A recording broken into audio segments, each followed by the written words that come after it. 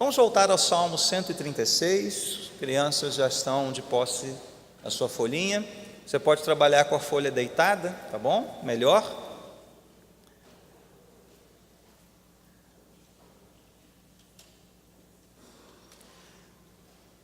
Bom, tanto na leitura quanto na dinâmica de cânticos, nós já apresentamos a estrutura desse salmo. Eu vou apenas lembrá-la ao longo da exposição. Muito bem, irmãos, chegamos ao final de mais um ano. E certamente foi um ano difícil, cheio de desafios, cheio de incertezas. Creio que muitos fizeram pelo menos uma ou outra pergunta de ordem mais geral. Por exemplo, será que o Brasil amargaria mais 4 anos de um regime socialista, opressor, corrupto? Será que todo o esforço da Operação Lava Jato seria em vão? Será que ideologia de gênero, aborto, seriam enfim admitidos, aprovados? Será que o Islã continuaria fazendo vítimas em atentados covardes? Será que a igreja resistiria a ondas de perseguições cada vez mais severas? Nós vimos no ano passado. Talvez você tenha feito perguntas de ordem mais pessoal. Será que encontrarei o amor da minha vida? Será que aquela mudança de emprego virá? Ou de residência? Será que eu conseguirei me dedicar mais ao serviço na igreja? Essa é uma boa pergunta, hein? Fica a dica aqui. Boa pergunta para o ano que vem. Será? Só querer. Então, muitas outras perguntas poderiam ser feitas, algumas continuarão a ser feitas no ano que vem, mas nesta manhã eu quero fazer, diante da congregação, uma previsão bombástica. Eu me dediquei esta semana inteira a ler os símbolos da Bíblia, as palavras proféticas, os escritos rabínicos, e eu prevejo que em 2019 o amor de Deus não vai acabar. O amém é bom, mas tem que ser aqui. Vejo que és profeta, pastor, né? Faltou dizer isso, né?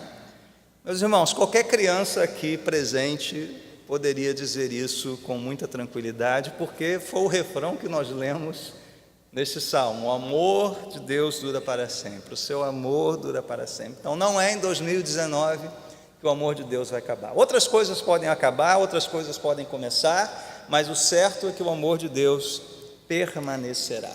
E como é que nós podemos ter esta certeza? Bom, o salmo diz isso várias vezes, diz isso 26 vezes, mas há uma história contada por este salmo. Talvez na leitura do salmo a gente tenha a tendência de entrar no automático, né, naquela resposta: o seu amor dura para sempre, o seu amor dura para sempre, o seu amor dura. E a gente perde a história que vem antes, né, de cada refrão desse salmo. Então, se você lê o salmo sem essas referências a cada versículo, seu amor dura para sempre, você vai perceber uma história. Vamos ler a partir do verso 4, só para a gente ter uma noção dessa história. Ao único que faz grandes maravilhas, que com habilidade fez os céus, que estendeu a terra sobre as águas, àquele que fez os grandes luminares, o sol para governar o dia, a lua e as estrelas para governarem a noite. E assim, poderíamos ir até o fim do salmo, percebendo essa história. Em cada parte dessa história, o amor de Deus está ali, regendo essa história, caminhando com essa história, sendo revelado nessa história. E como dissemos e cantamos, o amor de Deus foi revelado e pode ser comprovado pelos movimentos desse salmo. Em primeiro lugar, ele nos convoca à adoração, versos 1 a 3. Nos versos 4 a 9, nos fala do amor de Deus revelado na sua criação. Dos versos 10 a 22, nos fala do amor de Deus revelado na história da redenção do seu povo. E por fim, nos versos 23 a 26, o Salmo nos fala do amor de Deus revelado no cuidado paternal dos seus filhos.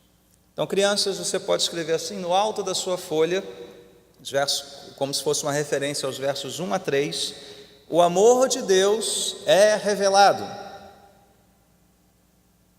O amor de Deus é revelado. E nós vamos caminhar por essas partes da história. Primeiramente, nós somos chamados a louvar a Deus, versos 1 a 3. Deem graças, deem graças, deem graças. Esse segue um padrão bem tradicional nos Salmos, esse chamamento ao louvor, esta convocação para o louvor. E a sua ênfase recai sobre a pessoa louvada. Em poucas palavras, o salmista nos escreve quem é aquele que é merecedor e o único digno de todo o nosso louvor. Primeiro ele chama de Senhor no verso 1, no verso 2 é o Deus dos deuses e no verso 3 o Senhor dos senhores. Esses títulos nos falam da soberania absoluta de Deus e da sua perfeição. Ele é perfeitamente bom e é perfeito em cada um dos seus atos, e só Ele é Deus verdadeiramente Deus, é o Deus dos deuses. Sabemos que esses deuses com D minúsculo não são deuses coisa nenhuma, são apenas artefatos produzidos pelo ser humano, por trás dos quais agem espíritos malignos. Só há um Deus, Ele é perfeitamente soberano, Ele é perfeitamente bom, Ele é perfeitamente amoroso em tudo que faz. Por isso, somente este Deus, o Deus revelado nas Escrituras sagradas, o Deus Criador, Deus Trino, Pai, Filho e Espírito Santo, louvamos nesta manhã, só Ele é Deus verdadeiro, só Ele é merecedor do nosso louvor. Portanto, se alguém nesse final de ano dizer que crê em Deus, que fé em Deus e pé na tábua, você, mas que Deus? Quem é esse seu Deus? E dependendo do Deus que você estiver me falando, eu não creio nesse Deus não, eu não creio nesse Deus não. O meu Deus, Ele é Senhor, Deus dos deuses, Senhor dos senhores, perfeitamente bom, Criador, Redentor, Santificador. E é por isso que nós estamos aqui nesta manhã, meus irmãos. Em cada manhã e noite de domingo, nós devemos ser lembrados, como o Salmo nos lembra, daquilo que nós insistimos em esquecer. É para isso que estamos aqui a cada domingo, não para apresentar novidades, não para apresentar um Deus novo a cada domingo, mas o mesmo Deus, e fazermos a mesma coisa todo domingo. Lembrarmos de que Deus é Senhor, não nós, não você. Lembrar que só Deus é digno de louvor, não nós, não os homens. E lembrar que só Deus é perfeitamente bom e amoroso, você não e eu não. Por isso nós precisamos dele. Por isso nós precisamos dele, precisamos que o amor dele se renove sobre nós a cada manhã. O Salmo prossegue nos versos 4 a 9, começando aqui então uma história, e começa no início da história, começa na criação. O amor de Deus é revelado na criação.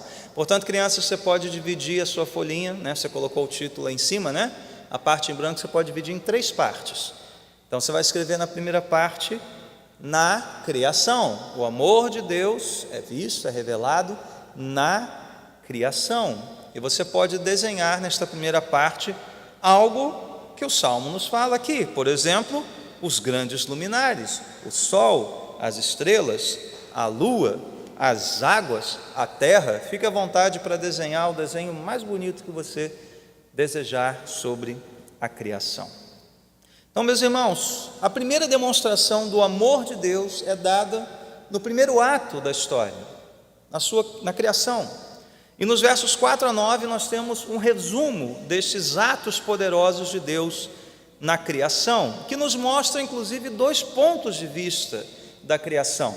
O primeiro deles é um ponto de vista que nós vemos muito em Provérbios, que nos fala da sabedoria da criação. Versos 4 e 5 nos mostram isso. Ao único que faz grandes maravilhas, que com habilidade, com sabedoria, fez os céus.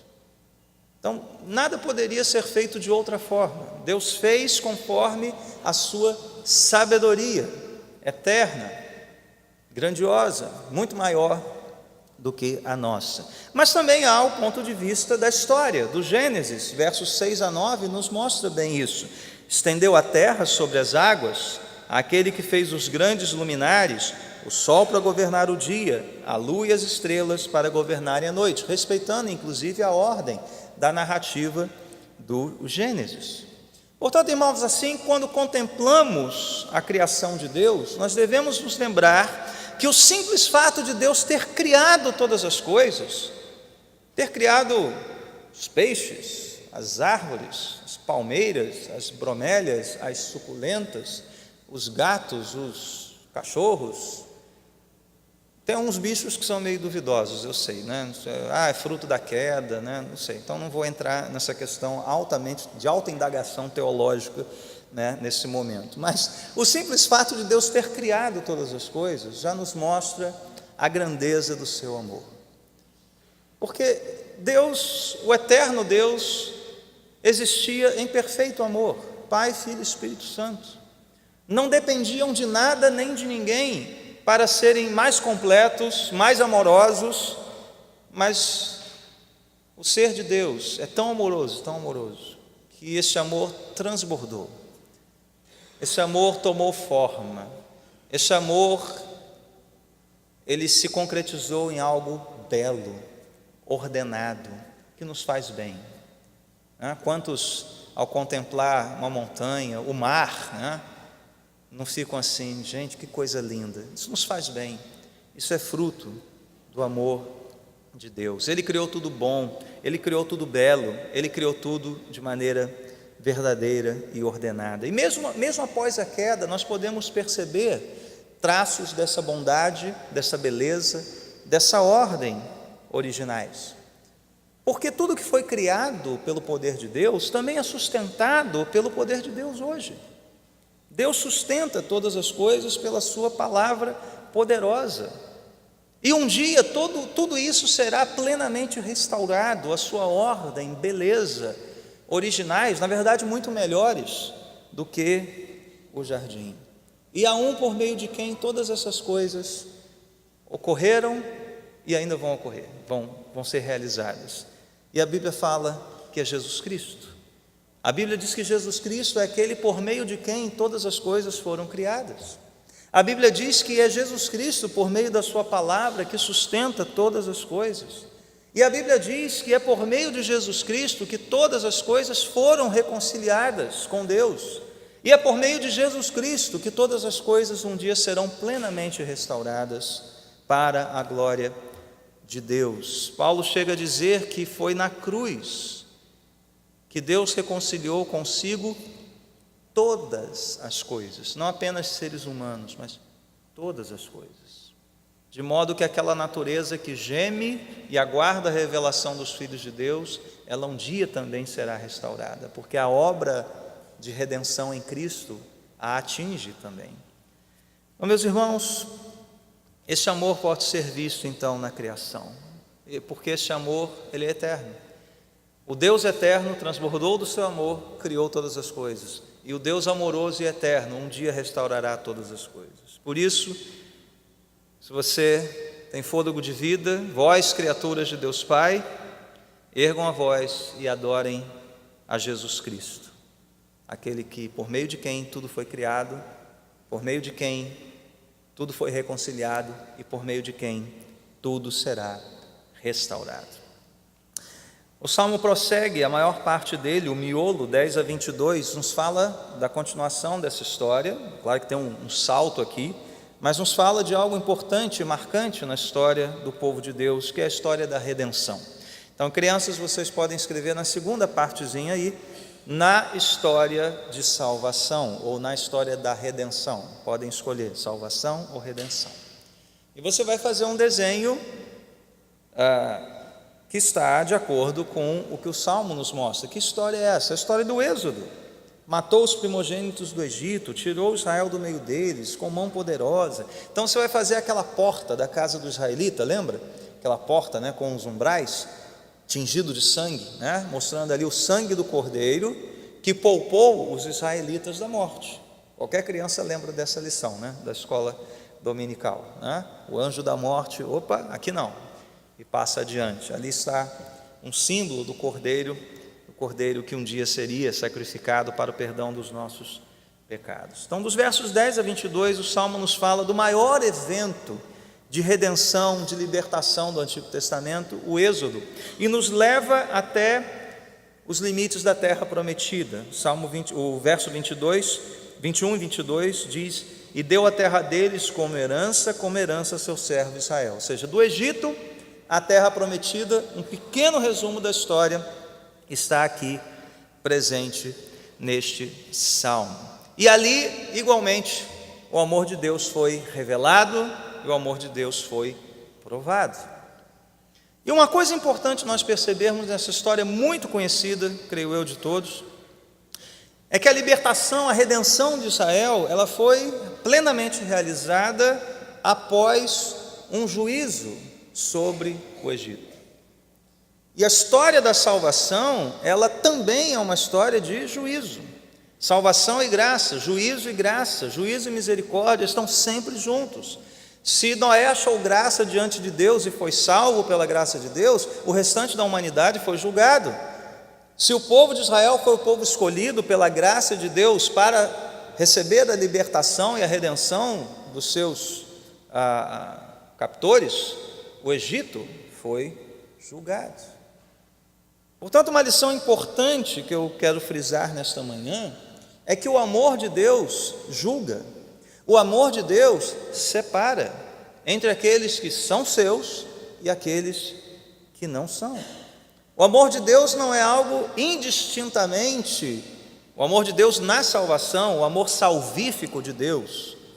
Parênteses, há uma dimensão do amor de Deus que é extensiva a todos, todos são criaturas de Deus, todos recebem esse amor de certa forma, embora não louvem a Deus, embora não reconheçam esse amor como vindo de Deus. Mas o amor salvífico de Deus não é algo para todos, não é algo derramado sobre todos indistintamente, não é algo universal no sentido de que todos alcançarão a salvação, porque Deus é amor, então Ele vai salvar todo mundo. Não, o amor de Deus separa, o amor de Deus julga, como fez com o Egito, como fez com Og, rei de Bazã, Seom, rei dos amorreus, como fez com muitos israelitas rebeldes durante a travessia no deserto.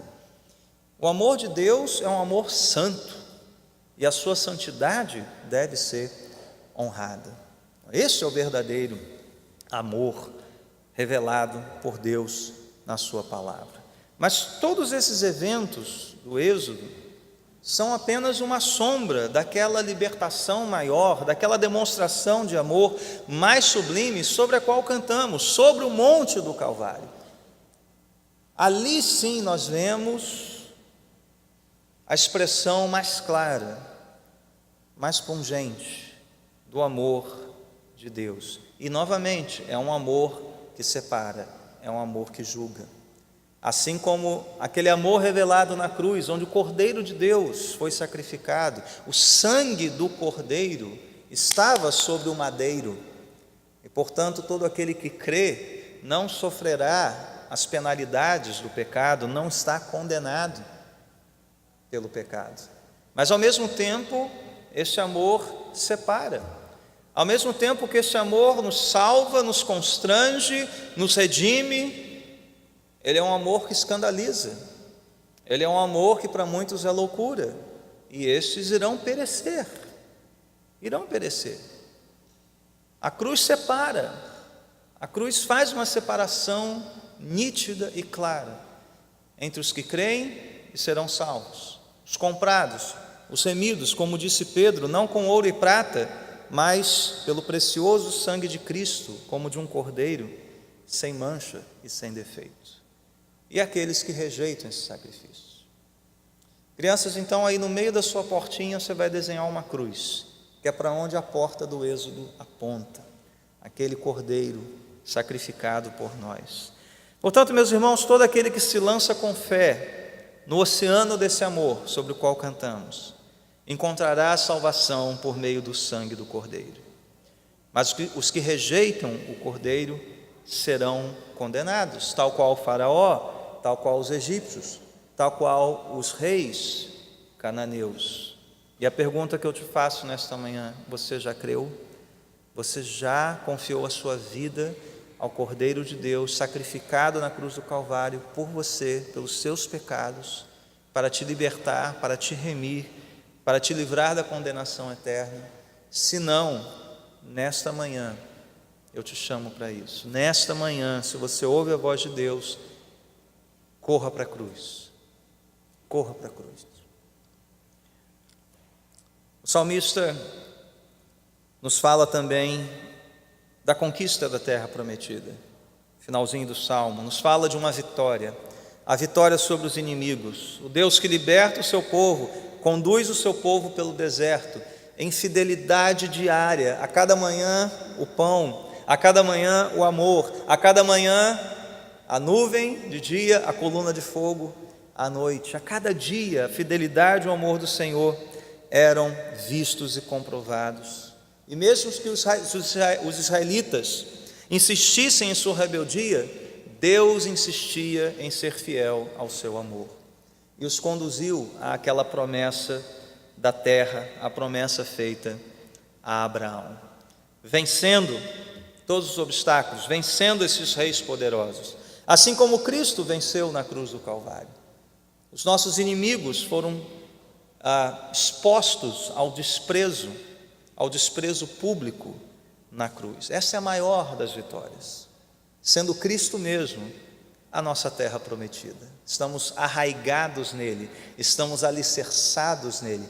Ele é a nossa terra, ele é a nossa Canaã. O paraíso não é um lugar, é uma pessoa. Lição do domingo do Natal, perdão, domingo passado não, Natal, culto de Natal. Ali ele venceu, e venceu o último inimigo também. Jesus está vivo, ele ressuscitou ao terceiro dia. Você crê nisso? Você crê nisso? É essa a sua esperança? Então chegaremos lá. O salmo termina, meus irmãos, falando do cuidado paternal de Deus com seus filhos. Então, crianças, escrevam na última partezinha da sua folha: no cuidado diário. Então, o amor de Deus é visto, é revelado no cuidado diário. Você pode desenhar um alimento, um pedaço de pão, um cacho de uva, alimentos típicos daquela época. O salmista aqui, ele fecha o salmo fazendo duas coisas. Ele faz um pequeno resumo de tudo aquilo que nós já vimos, mas também aponta para um cuidado mais pessoal, um cuidado mais simples e mais rotineiro da parte de Deus. Diz aqui que ele se lembrou de nós. Deus se lembra de nós, algo simples assim, quando fomos humilhados. Deus tem que se lembrar de nós todo dia, meus irmãos, porque senão nós estamos perdidos. Ele nos livrou dos nossos adversários, precisamos disso diariamente. Ele nos dá alimento, verso 25, a todo ser vivo. Ele dá alimento a todo ser vivo, ele concede alimento a nós, aqueles que são seus filhos. Portanto, irmãos, o Pai Celestial cuida de nós mais do que os pássaros, mais do que os lírios, conforme também lembramos nesta manhã cantando. Deus cuida de nós melhor do que nós merecemos. Deus cuida de nós melhor do que nós cuidamos de nós mesmos. E seu cuidado nos restaura, nos protege e nos dá sustento. É isso que o final do Salmo nos diz. É por isso que nós podemos orar com toda confiança. O pão nosso de cada dia, dá-nos hoje, Pai. O perdão de cada dia, perdoa-nos as nossas dívidas, como nós perdoamos aos nossos devedores hoje. Livra-nos do mal, hoje, a cada dia, a cada manhã. Meus irmãos, esse salmo nos mostra, portanto, quem é o Deus verdadeiro, revelado pelas Escrituras, o Deus que ama perfeitamente e plenamente, porque Ele é amor, e se Ele é amor, é Ele quem define o que é o verdadeiro amor. Então a pergunta que devemos fazer ao final desse salmo é: que amor é esse que dura para sempre?